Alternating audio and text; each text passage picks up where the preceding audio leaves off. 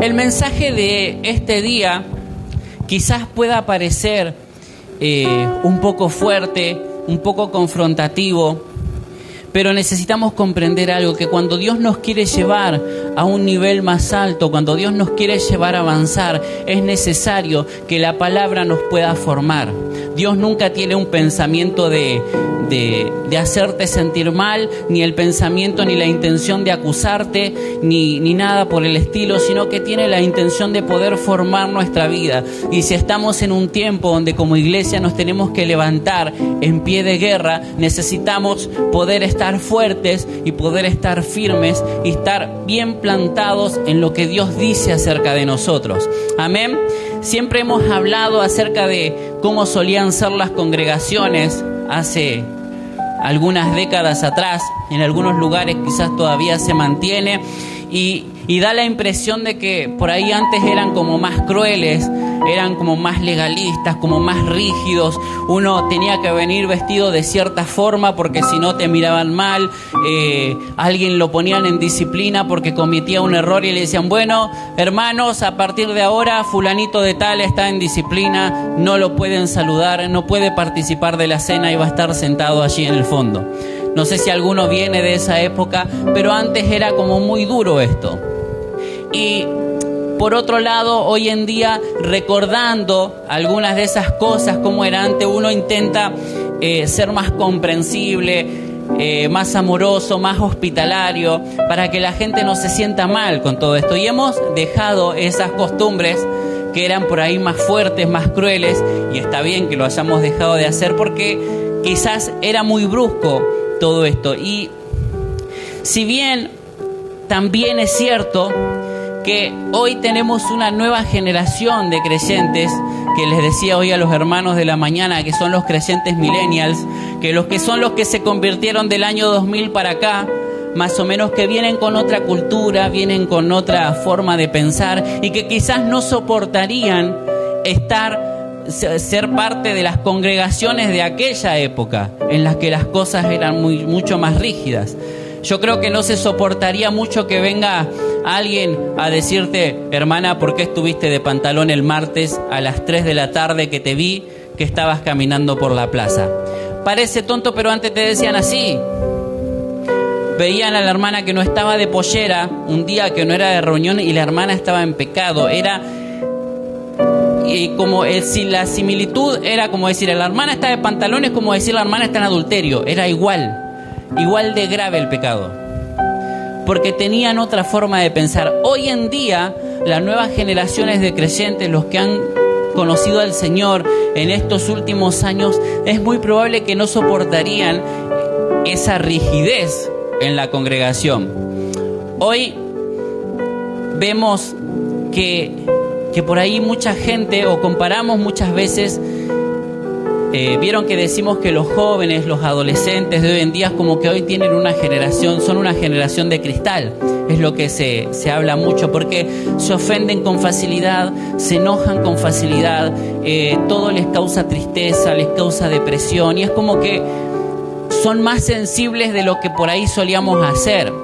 El bullying en nuestra época no era tan popular. Te decían algo y te agarrabas a los cachetazos cuando salías de la escuela, en todo caso. Y eso era el bullying era más compartido. Seguía siendo bullying, pero de repente nosotros reaccionábamos de otra manera, ¿verdad? ¿Verdad que sí, los que se acuerdan?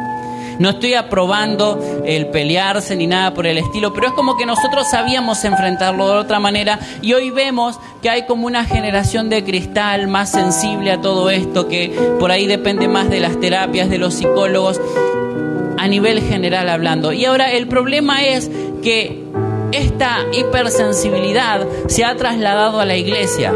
Esta generación de cristal, si hay algo que me hablaba el Señor en estos días, es que mucho de esto se ha trasladado a la iglesia. Y tenemos la congregación a veces, a nivel mundial hablando, llena de cristales rotos, de personas que se ofenden por todo, de personas que se enojan y que van de un lado a otro porque algo les molestó, porque algo les ofendió. Y el Señor me mostraba acerca de esto y me hacía el contraste, la comparación de lo que era la iglesia hace décadas atrás, cuando todo era más rígido, cuando todo era más cruel incluso. Pero esa crueldad y esa rigidez, que no estoy aprobando que haya sido bueno eso, pero todo eso a los que hemos llegado a un cierto punto fue lo que nos hizo más fuertes, es lo que formó nuestro carácter. Escuchaba al profeta Ronnie Oliveira, no sé si lo conocen, es bastante conocido, contar su testimonio, y él hablaba de sus inicios. Estaba en una entrevista y él contaba, después le voy a compartir el video. En sus inicios, él contaba que era él venía de una familia muy pobre, muy humilde, había tenido como 3 intentos de suicidio. El último de ellos era cuando tenía 8 años. Desde muy niño había intentado suicidarse porque vivía una vida muy fea. Estando en sus 16 años, ya había conocido las armas, las drogas, y se le acerca una persona y le dice: vení que te quiero invitar a un show. Entonces él pensó, un show, música, mucha gente, vamos.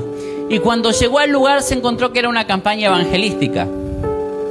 Algo pasó en ese lugar en el que el Señor lo tocó, lo ministró, y él automáticamente se enamoró del Señor.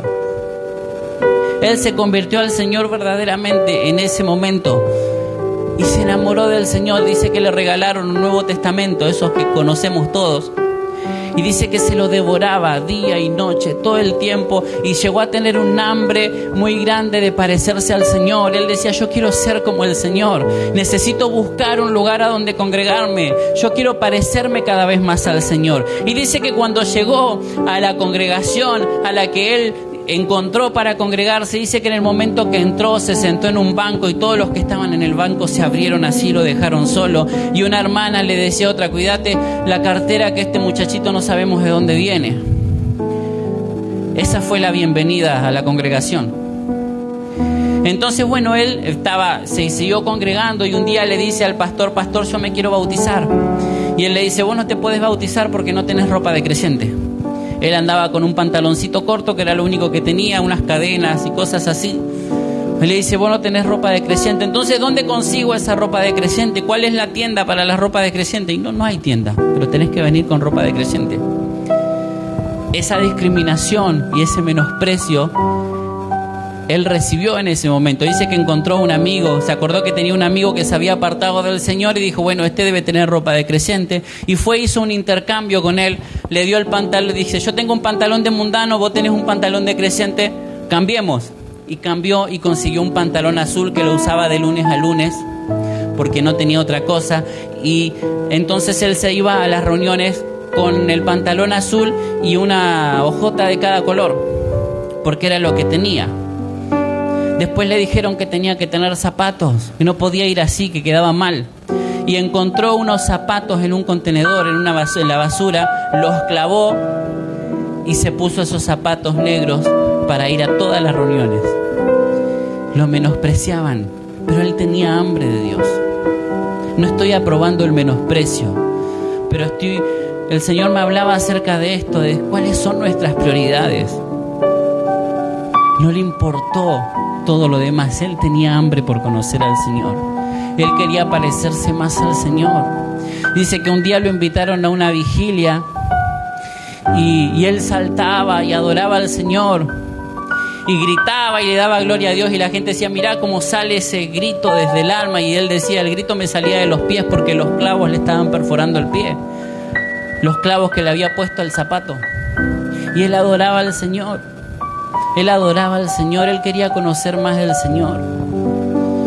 Y el Señor me llevaba a esto y veía cómo muchas veces como iglesia, en la más mínima cosa, porque alguien no me saludó, porque alguien me contestó mal, porque el pastor me corrigió y yo no quería que me corrija, me voy de la iglesia, me voy de la congregación, y en el mejor de los casos me cambio de lugar. Pero hay gente que también ha dejado al Señor por esto, como que Dios tuvo la culpa de todo lo demás. Y yo veo a este hombre que se hizo más fuerte con todo lo que le pasaba. Yo no veo a un Pablo encarcelado, en Filipos era, no era en Éfeso, encarcelado, diciéndole a Silas Quizás, bueno, Silas, mirá, acá nos están pegando, yo no estoy para estas cosas. Yo oro y los enfermos se sanan. Yo predico la palabra, el Señor me la revela directamente a mí. Yo vi a Cristo, yo vi a Jesús, Él se reveló a mi vida. Mirá si yo me voy a estar aguantando que vengan estos incircuncisos inmundos a pegarme, a apedrearme, a insultarme y encima a encarcelarme en este lugar inmundo. Imagínense si Pablo hubiese reaccionado de esa manera. En el medio del lugar, el peor lugar, a donde todo lo del baño le caía en la cabeza, esa era la cárcel a donde estaba Pablo y Silas. En medio de ese lugar, ellos adoraban al Señor porque entendían cuál era su lugar. Entendían cuál era su propósito. Entendían hacia dónde Dios los había llamado. Y el asunto es que cada proceso hace que te conviertas en la persona que Dios quiere que seas. Dios no tiene la intención ni el deseo en su corazón de que seas maltratado. Dios no tiene el deseo en su corazón de que la gente te trate mal. Pero para llegar al lugar a donde Dios te quiere parar, necesitas pasar por los procesos para que esos procesos te puedan hacer fuerte. Les decía hoy a los hermanos que podría estar toda la noche contándoles anécdotas, que hoy son anécdotas de muchísimos maltratos y cosas injustas que nos han tocado vivir, pero que cada una de ellas nos posicionó, nos fortaleció para poder estar hoy en el lugar a donde Dios nos llamó. Nómbreme cualquier hombre o mujer de Dios que usted conozca, que usted admire y busque su testimonio, y le puedo asegurar que cada uno de ellos pasó por 1.000.000 de procesos para llegar a ser las personas que son. Hábleme de un Pablo, de un Silas, de un Moisés, de un David. A todos los quisieron matar, a todos. Pero llegaron a ser las personas que Dios diseñó, las personas que Dios quiso que ellos sean. El proceso fue necesario para que cada uno de ellos pueda pararse en el lugar que Dios los llamó. El asunto es que muchas veces nosotros somos esos cristales rotos que cuando pasa algo nos enojamos y queremos largar todo. Y mire lo que dice la Biblia acerca del enojo en el libro de Eclesiastés, capítulo 7, versículo 9. Dice: no te apresures en tu espíritu a enojarte, porque el enojo se anida en el seno de los necios. Quiere decir que cuando yo me enojo y guardo ese enojo se anida acá en mi corazón y soy un necio. Cuando dejo que el enojo se anide en mi corazón. Proverbios 14:29 dice: el lento para la ira tiene gran prudencia, pero el que es irascible ensalza la necedad. Nos hemos quejado mucho tiempo y nos hemos enojado mucho por toda la gente que nos ha tratado mal. Y no estoy diciendo que estuvo bien ese maltrato, pero tenemos que entender que cada una de esas situaciones nos posiciona y nos hace más fuerte. ¿Sabe qué dicen los japoneses acerca del carácter? Nosotros tenemos como que una persona de carácter fuerte es aquella persona que contesta, que se enoja, que se enchincha cuando le dicen algo y enseguida salta y contesta y rezonga y todas esas cosas. Tenemos como que esa es una persona de carácter fuerte, pero para ellos esa persona es una persona de carácter débil, porque no se puede controlar. Aquel que tiene carácter fuerte es el que puede mantener su pasividad a pesar de las situaciones, porque puede controlarse, porque puede controlar la ira, porque puede controlar el enojo. Ese es el de carácter fuerte, el que se sabe sujetar. Entonces cada situación que te ha tocado vivir es para formarte, para que seas fuerte. Quizás fue duro. Probablemente, quizás te han maltratado, te han criticado, recibiste correcciones que a tu parecer eran injustas, y seguramente eran injustas, pero todo eso el Señor lo permitió para que puedas ser formado. Imagínate que nosotros como iglesia tenemos que entrar en una guerra contra el infierno y no podemos soportar una corrección de una persona. Nos queremos enfrentar al diablo que nos quiere matar, que nos quiere destruir, que nos quiere hacer sufrir de la peor manera, y no podemos soportar una corrección. No podemos soportar que una persona no nos saludó. Esa es la iglesia de Cristo que tenemos hoy en día, en este tiempo. A nivel global estoy hablando. Cristales rotos en todas las congregaciones. que no pueden soportar recibir una palabra de corrección. Imagínense que nos toque vivir en la época de Pablo, de los apóstoles, a donde eran perseguidos para ser maltratados, para ser asesinados, para que dejen de predicar, para ser silenciados, siendo objeto de burlas en todo lugar a donde iban, porque la palabra cristiano no es un título de honor que ellos recibían, era una palabra de burla. Le decían, mira estos cristitos, estos que se piensan que siguen a Cristo. Era una burla. Nosotros lo adoptamos como decir, bueno, nosotros somos cristianos porque somos imitadores de Cristo, pero para ellos en ese momento, aunque ellos también adoptaron esta frase, esta palabra, era una palabra de burla. Ellos se burlaban diciéndole cristianos a estas personas porque no creían en que Jesús sea el Cristo.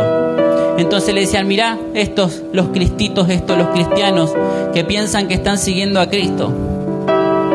Pero todo eso los fortaleció y los posicionó para ser las personas que fueron. Ellos sabían controlar su enojo, sabían controlar su carácter, sabían controlar su alma para poder hacer la voluntad del Señor. Dice la palabra que Pablo fue apedreado hasta que lo dejaron como muerto, que en el original en realidad él estaba muerto, y se levantó de ese lugar y se volvió a meter en la misma ciudad donde lo habían apedreado para terminar lo que había comenzado a hacer, que era predicar el Evangelio. Volvió al mismo lugar a donde lo habían apedreado. Pongámonos por un momento en esa situación. En el lugar a donde Dios me puso, vienen personas y me insultan. Vienen personas, volvamos al testimonio de Ronnie Oliveira, a donde Dios lo había plantado para que sea edificado, lo menospreciaban porque era pobre, porque no iba vestido de la manera correcta. Pero él entendía que quería parecerse cada vez más a Dios y nada lo iba a detener. Nada lo iba a detener a llegar al objetivo que era conocer. Hoy es un hombre de Dios tremendo. Pero se plantó en decir, no me importa lo que me digan los demás. Ninguno de ellos me va a detener en lo que yo quiero hacer. Un hombre que había tenido 3 intentos de suicidio en su niñez, que había tenido una vida horrible, se aferró del Señor, se enamoró del Señor y dijo, esto me sostiene. Él en su testimonio dice, para mí Dios es como que yo estoy cayendo en un precipicio y hay una soga y me agarro de Él para que Él me sostenga. Eso para mí es Dios. Si yo me suelto está todo perdido. No me importa lo que pase alrededor. Si yo me suelto del Señor está todo perdido. Tenés que entender, como dije hoy, que Dios no desea que te maltraten, pero para llegar al lugar que Él te quiere poner, necesitas formar un carácter que soporte estar en ese lugar. Y recordar lo que dice Efesios 6:12, porque no tenemos lucha contra sangre y carne, sino contra principados, contra potestades, contra los gobernadores de las tinieblas de este siglo, contra huestes espirituales de maldad en las regiones celestes. Con ellos nos tenemos que enojar, con las potestades, con los principados, con los gobernadores, no con la gente. La gente simplemente recibe la influencia para hacer lo que hace. Así como nosotros también somos influenciados muchas veces para hacer cosas que no son correctas. Por eso la Biblia siempre nos va a recordar que la lucha no es contra carne y sangre. Cuando la gente te maltrate, tenés que acordarte que no son ellos, es el infierno que te quiere destruir. Cuando la gente te critique, tenés que acordarte que no son ellos, es el infierno que te quiere detener. Es el infierno que te quiere parar, porque ellos saben bien cuál es el propósito de Dios para tu vida. El problema es que a veces nosotros no lo sabemos. Pero ellos, te puedo asegurar que saben bien lo que Dios quiere hacer en Uruguay. Ellos saben bien qué es lo que Dios quiere hacer en esta nación. Ellos saben bien qué es lo que Dios quiere hacer con tu vida y para qué Dios te diseñó. Y para ellos sos un peligro. Y van a hacer todo lo posible para detenerte. Van a usar a las personas que estén más cerca tuyo. A esas personas que vos por ahí más amás. A las personas que más te dolería que te decepcionen, que te desilusionen o que te hablan mal. A esas personas va a usar para que vos te detengas. Pero tenés que tener la convicción y la seguridad de quién sos en el Señor. Tenemos que dejar de ser ese cristal roto, esa generación de cristal, en la iglesia para ser las personas que Dios formó. Si te hirieron, si te ofendieron, gloria al Señor. Si te maltrataron, gloria al Señor, porque todo eso te formó y todo eso te fortaleció para que estés en el lugar a donde Dios te quiere mandar. Así que si recordás a algún pastor que te habló mal, si recordás a algún líder que te maltrató, si recordás a alguna persona que te ofendió, dale gracias al Señor por eso. Bendecí a esas personas porque todo eso te formó para que puedas ser la persona que hoy sos. Y aún la persona que vas a ser, la persona que sos para el Señor. Necesitamos entender cuál es nuestro lugar. Yo no me puedo enfrentar a las tinieblas si una corrección o una situación me aparta de la iglesia o del cuerpo de Cristo. No me puedo enfrentar al infierno si una corrección hace que yo no quiera venir más. Necesitamos ser corregidos. Necesitamos ser direccionados. Siempre va a haber correcciones que nos van a molestar. Como cuando fuimos niños y mamá o papá nos corregía.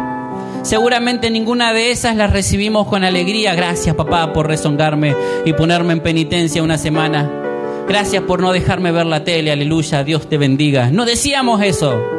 Nos enojábamos, nos molestábamos y poníamos la trompa así y nos íbamos a acostar.